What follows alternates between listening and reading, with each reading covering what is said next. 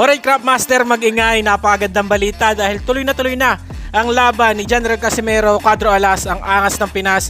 At yan nga is gaganapin sa October 13. So in-announce na ng boxing promotion which is the Treasure Boxing na ang laban ni Cuadro Alas is magaganap nga dyan sa Japan. At ang kalaban niya is si Saul Sanchez.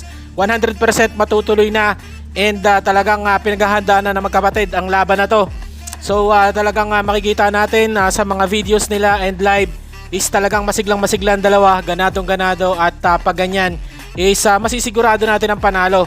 So bigyan natin ito ng fight analysis dahil finalize na nga at kung sino nga talaga makakalaban ni General Casimero. So unahin natin si Saul Sanchez, isa brawler, a typical Mexican na style. So ayan, susugod yan, abante yan at magpapaulan niya ng mga suntok and sasabay yan. So ganyan naman ang typical na boksingero na mga Mexicano.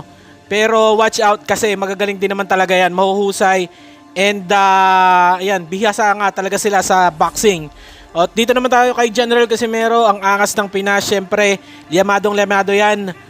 Sigurado yan dahil sa experience pa lang and sa skills and sa mga naging experience niya, mga naging nahawakan niyang belts and mga nakalaban niya, is pabor na pabor talaga at limadong ito si Cuadro Alas.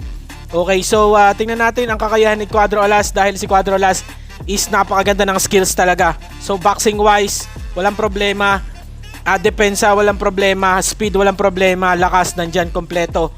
So complete boxer nga ito si General Casimero.